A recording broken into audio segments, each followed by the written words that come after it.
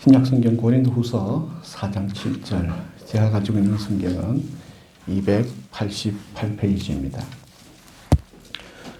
고린도후서 4장 7절 우리 한 절 말씀 함께 읽겠습니다. 시작. 우리가 이 보배를 질그릇에 가졌으니 이는 심히 큰 능력은 하나님께 있고 우리에게 있지 아니함을 알게 하려 함이라. 아멘. 오늘 읽은 말씀을 중심으로 하여 무엇이 담겨 있는가 라는 제목으로 주의 말씀을 나누겠습니다. 여러분, 부활의 소망이 있습니다. 때로는 우리가 이 땅에 살아가면서 기쁜 일, 즐거운 일도 경험하게 되지만 또 때로는 안타까운 일, 불편한 일, 힘든 일, 이런 원치 않는 일들을 경험하고 살아갈 수도 있습니다. 전체적으로 보면 사실요, 우리가 그림을 그릴 때 밝은 색의 물감만을 칠하면 좋은 작품이 나오기가 어렵습니다. 그래서 밝은 색과 어두운 색의 물감이 조화를 이룰 때에 그 작품의 영감과 힘과 아름다움이 돋보이는 것을 보게 되지요. 우리가 그 순간만을 놓고 보게 되면 밝은 게 다 좋습니다.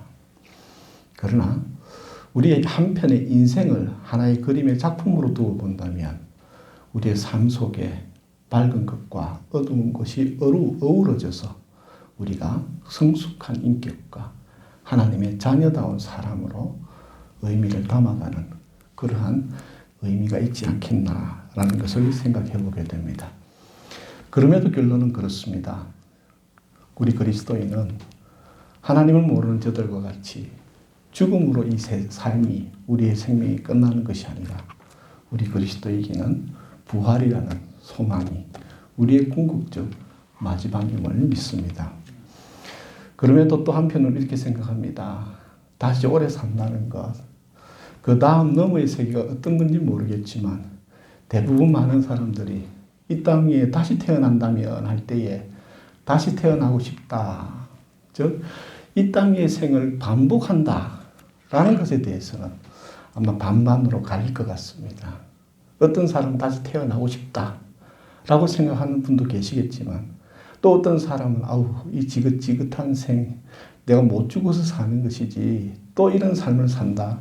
별로 하나님 no thank you. 이렇게 할 사람도 있을지도 모르겠습니다. 인간은 누구일까요? 고난주간 한 주간을 보내면서 때로는 제 삶의 후반전을 맞이한 제 삶 속에서 중요한 화두가 하나가 나는 누구인가 라는 주제입니다. 목사이지만 아직 정답을 찾은 것도 아니고 그리고 이것을 꼭 정답을 알아내어야 되는 것도 아니지만 삶 속에서 끊임없이 우리가 질문해야 될 것이 있다면 저뿐만 아니라 우리 모두가 함께 나는 누구인가 라는 것을 질문해야 되지 않겠나 생각됩니다. 그리스 철학의 아버지라 하면 철학과 신화 시대를 넘어서서 철학의 시대에 그 첫 단추를 한 사람이 그리스에서는 탈레스라는 분이 있습니다. 탈레스 이전에는 신화의 시대다라고 이야기합니다. 그러나 탈레스부터 이제 철학의 시대로 접어들게 되는데 그 탈레스라는 분이 이렇게 이야기했습니다. 인간이 아는 것은 모르는 것뿐이다. 인간이 아는 것은 모르는 것뿐이다. 사실 자기가 알고 있다라고 생각한다면 큰 착각 속에 살게 됩니다. 자기가 아는 그 범주가 이 우주와 생의 전부라고 생각한다면 그 사람은 그 좁은 세상 속에서 자기는 다 아는 것 같지만 사실은 가장 좁은 삶을 살고 가장 갇힌 삶을 사는 것이, 즉 나는 모르는 것이 더 많다. 내가 아는 것은 아주 작은 일부분에 해당하고 세상은 넓고 하나님은 크시다 라는 것을 알고 나는 모르는 자이다 라는 자가 지혜로운 자다라고 말하고 있습니다. 마태복음 22장에 보면 이런 비유가 나옵니다. 예수님이 이렇게 말합니다. 예수님이 어느 길을 가시다가 아이들이 우르르 몰려옵니다. 아이들이 우르르 몰려가지고 막 이렇게 예수님께 다가오니까 베드로를 비롯하여 제자들이 애들은 저리 가라 그러고 있었어요. 왜? 예수님 불편하다. 예, 요즘은 어린아이들이 존중받는 시대이지만, 물론 지금도 어린아이들이 존중받는 경우도 있지만, 또 소외당하는 경우도 많지만, 옛날에는 그렇지 않았죠. 그죠? 그래서 애들은 저리 가야 돼요. 어른 노는데 애들이 끼면 안 되는 거예요. 그런데 예수님께서는 그 아이들이 오는 것을 제자들에게 꾸짖으시면서 아이들이 오는 것을 허락하라 라고 말씀하십니다. 그리고 놀라운 말씀을 하시는데, 천국이 바로 이 아이들과 같은 자들, 이들의 것이다 라고 이야기합니다.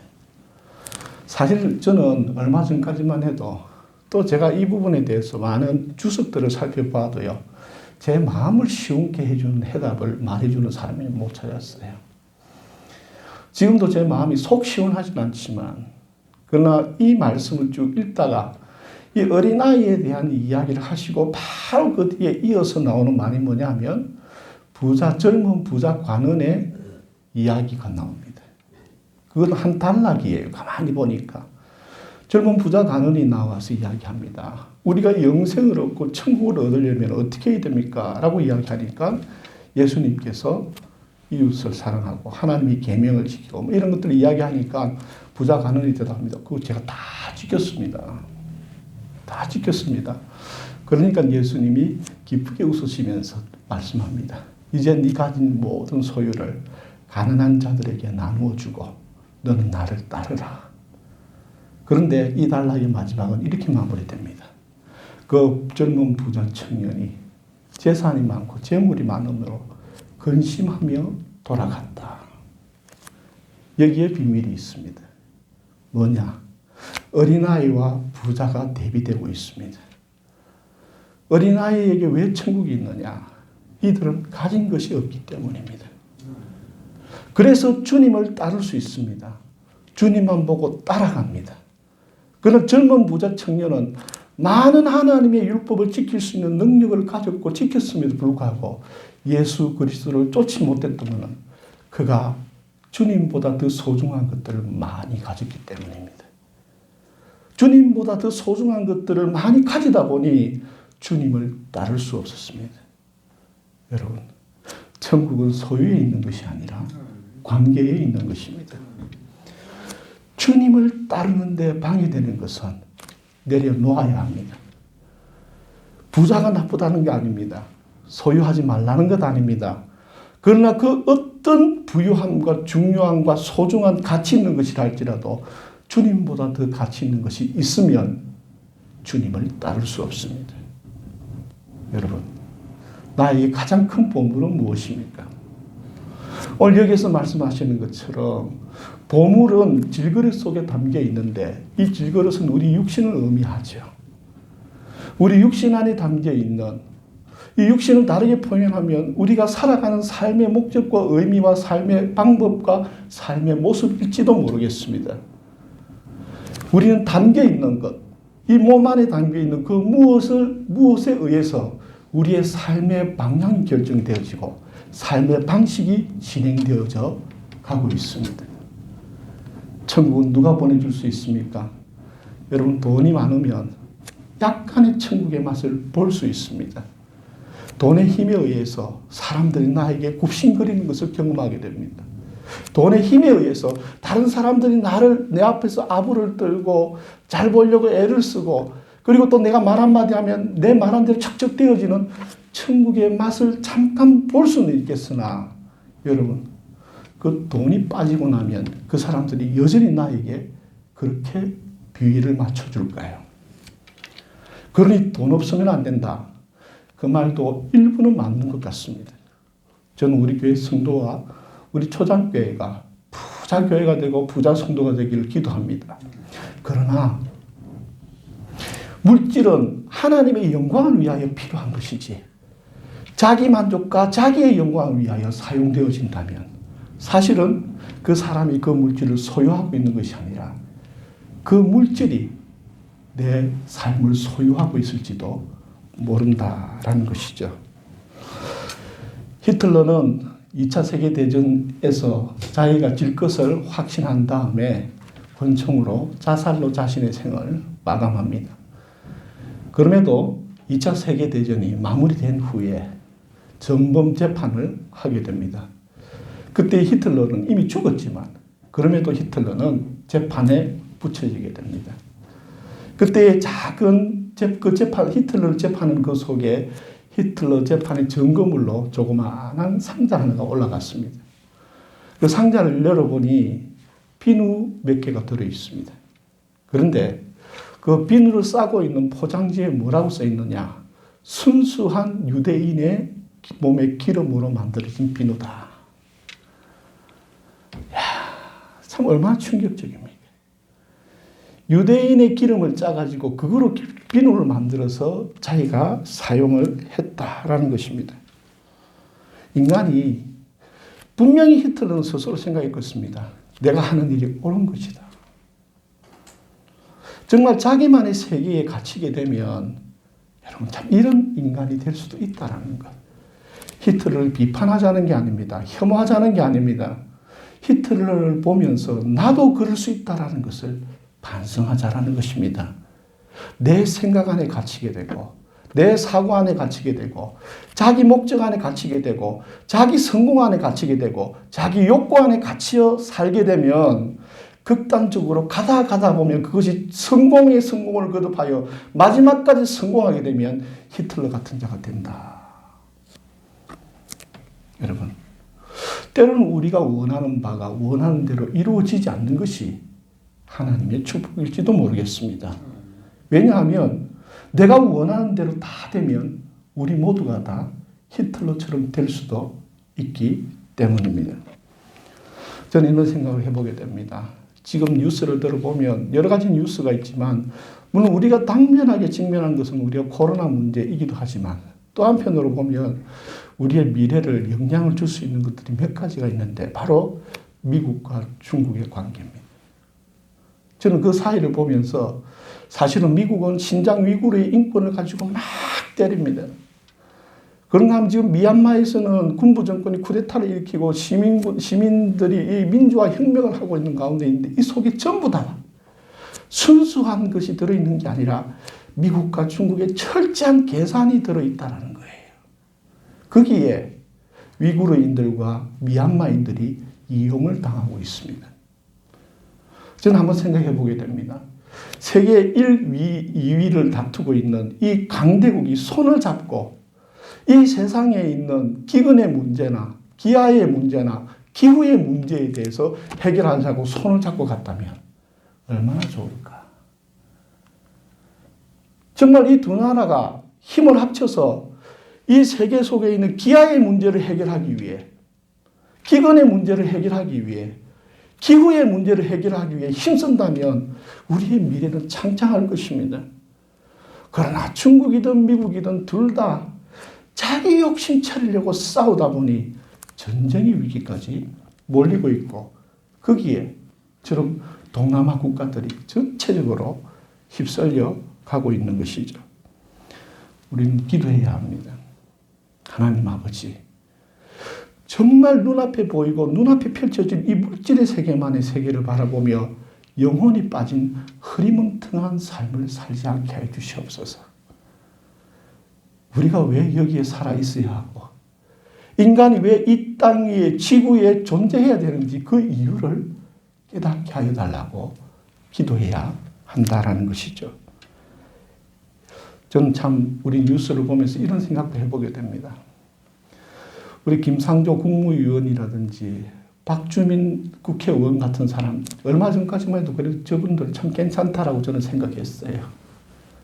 그런데 최근에 와서 뉴스를 보니 참 실망감이 큽니다. 실망감이 커요. 그 사람들을 비방하자는 것도 아니고 비난하자는 것도 아닙니다. 그냥 실망이 돼요. 그래도 저 사람들은 했는데 아니나 다를까 내로남불이죠. 그죠? 그들이 비판했던 그 짓을 자신들이 똑같이 하고 있는 거예요. 부동산 임대법을 해놓고 그 임대법이 발표되기 직전에 자기들이 임대를 올려버리고 자, 이거는 참 사람이 그렇구나라는 것을 보게 됩니다. 사람이 하나님을 쫓지 않으면 저렇게 되는 거구나. 사람이 자기의 인격과 양심을 쫓지 않으면 저렇게 되는 거구나. 가만히 생각해 보게 됩니다. 그 사람들 얼마나 똑똑한 사람들입니까? 그러나 인간이 많은 지식을 가지고 있는 것 같지만 정작 자기 자신은 모른다라는 것이에요. 우리가 왜 하나님을 믿어야 할까요? 하나님을 본 자만이 내가 인간임을 알게 됩니다. 하나님을 바라보는 자만이 내가 어떤 존재인가를 알게 됩니다. 하나님을 보이지 않고 있으니 내가 최고인 것 같습니다. 하나님이 없으면 내가 제일 잘났습니다. 하나님을 없애면 내가 가장 중요합니다. 그러다 보니 이 세상에 죄악이 관영해지는 것이죠. 저는 가만히 생각해 보게 됩니다. 여러 것들을 살펴보면서 깨닫는 것이 뭐냐 하면 호모 사피엔스가 약 8만 년 전부터 이 지구의 주인 행세를 하기 시작했는데 이 8만 년 동안의 호모 사피엔스가 이 지구에서 한 일은 수백만 종의 생명을 멸종시킨 일이에요. 다른 이유가 아니에요. 호모 사피엔스에 의해서 수백만 종의 생명체가 멸종이 되었어요. 과연 우리 호모 사피엔스가 이 지구에 살아야 될 이유가 어디에 있습니까? 창세기 1장에서 분명히 하나님께서는 우리 인간에게 축복하셨습니다. 땅에 번성하고 충만하고 정복하라. 근데 이 정복이라는 단어가 잘못된 번역이에요. 정복이 아니고 이 땅을 섬결하라고 이야기했습니다. 그러나 우리 인간의 입맛대로 섬결하는 단어를 정복하라는 단어로 오역을 시켜놓고 자기 합리화를 하기 시작한 것이죠. 인간은 어떤 존재일까요? 저는 가만히 생각해 보면 인간이 호모사피엔스가 이 지구 위에 살아야 될 이유를 빨리 찾고 그 이유를 찾아 살아가는 것이 우리 모두가 다 번영하는 일이 아닌가라는 것을 생각해 보게 되는 것이죠. 여러분, 영혼이 있는 삶을 사십시다. 영혼을 생각하는 삶을 사십시다. 물질을 부정하다라고 말하는 게 아닙니다. 이 세상에 있는 가치 있는 것들이 가치 없다라고 말씀드리는 게 아닙니다. 우리의 성공도 중요하고 우리의 건강도 중요하고 우리의 물질도 다 중요하지만 거기에 무엇이 들어있어야 되느냐? 영혼이 들어있어야 합니다. 영혼이 있을 때에 진정으로 우리가 가치 있는 우리가 소유한 것들이 가치 있게 되고 우리가 나누는 것들이 가치 있게 되고 우리가 행하는 것들이 가치가 있게 되는 것이죠. 육체의 감각적 행복만을 추구하는 삶에서 이제 우리가 다시 한번 더 깨어나길 바랍니다. 육체의 감각에만 의존해 사는 삶에서 우리가 깨어나길 바랍니다. 자신의 몸만을 자기 자신으로 인식하며 살아가는 어리석음에서 벗어나길 바랍니다. 여러분, 우리의 몸에 생명이 담겨 있습니다. 우리의 몸에 영혼이 담겨 있습니다. 우리의 몸에 부활과 영생이 담겨 있습니다.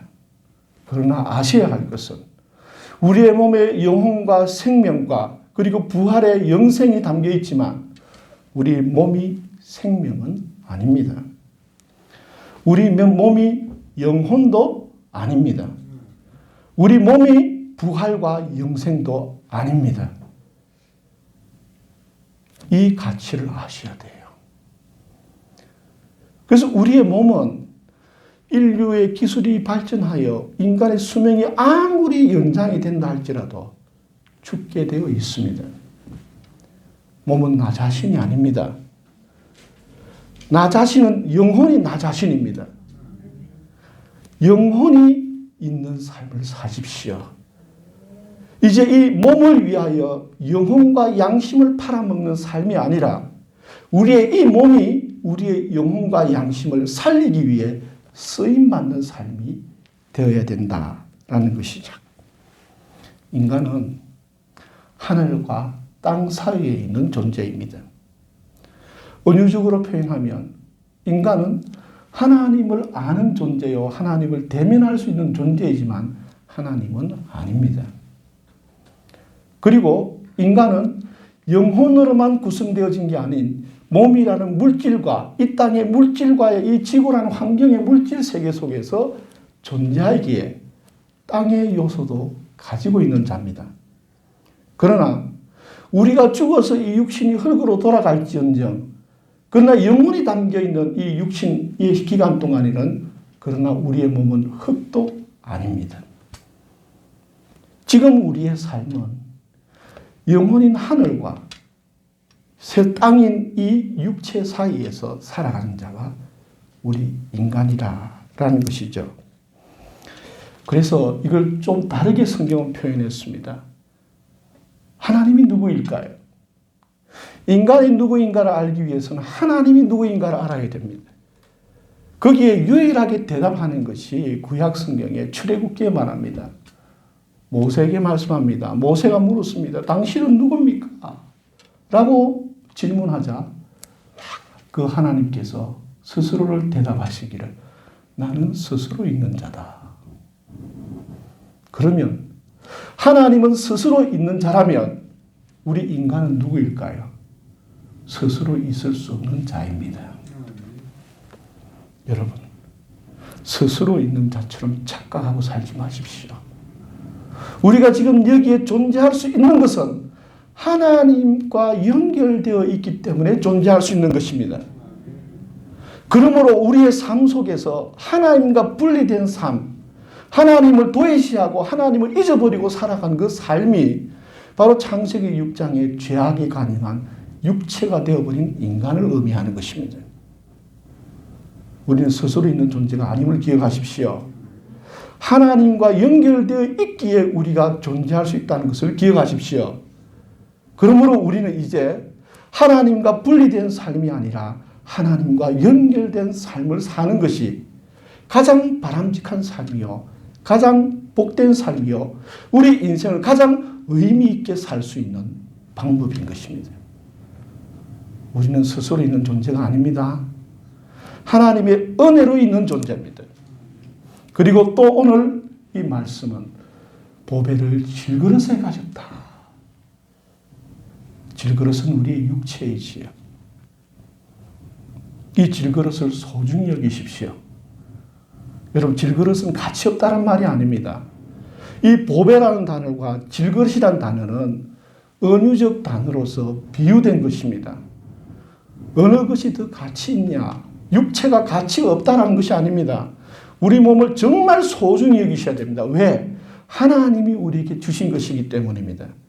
그럼에도 불구하고 우리의 몸을 소중히 여기되 우리의 영혼을 담는 그릇으로서 소중히 여기라는 것입니다. 그래서 이 질그릇이란 말은 또 다른 것은 그릇이에요. 담는 것이에요. 우리의 생각을 담고 우리의 마음을 담고 우리의 시간을 담고 우리의 능력과 재능과 에너지와 우리의 삶을 담는 그릇이 바로 우리 몸입니다. 여기에 보배를 담으십시오. 썩어질 세상 것을 막 집어넣지 마시고 영원한 하나님이 주시는 그 주님으로부터 오는 것들을 가득 담아내는 정말 보배를 담는 그릇이요. 보배를 담는 삶이 되어야 할 것입니다. 여러분, 내 생각 속에 무엇이 담겨 있습니까? 내 마음 속에 무엇이 담겨 있습니까? 내 하루라는 시간 속에 무엇을 담아가고 있습니까? 나에게 주어진 하루의 시간 속에 나는 무엇을 담아가며 살아가고 행위하고 있습니까? 주님과 연결된 삶이 있길 바랍니다. 그러면 주님은 우리에게 부활의 소망을 실현시켜 주실 것입니다. 부활은 죽었다가 다시 살아나는 게 아닙니다. 부활은 죽었다가 그냥 죽기 전에 그 모습으로 다시 돌아와 사는 것이 부활이라면 저는 부활하기 싫습니다. 왜요? 저는 너무나 죄가 많고 저는 너무나 모자라고 저는 너무나 어리석은 자이기에 죽었다가 다시 원래대로 돌아와 살아났다면 그 다시 살아난 것이 무슨 의미가 있겠습니까? 그러므로 우리는 주님을 바라보는 삶을 향하여 우리의 영혼을 살리고 우리의 영혼을 성장시키고 우리가 죽었다가 다시 살아났을 때에는 새로운 존재, 또 다른 존재, 주님이 이끌어내셔서 주님이 보시기에 합당한 존재로 다시 살아나는 것이 가치 있는 부활의 의미가 아니겠습니까? 여러분, 주님께 가까이 가십시다. 우리 영혼의, 우리 질그릇 속에, 우리의 삶 속에, 우리에게 주어진 이 시간 속에 보배를 담길 바랍니다. 하나님의 영을 담길 바랍니다. 하나님의 지혜를 담길 바랍니다.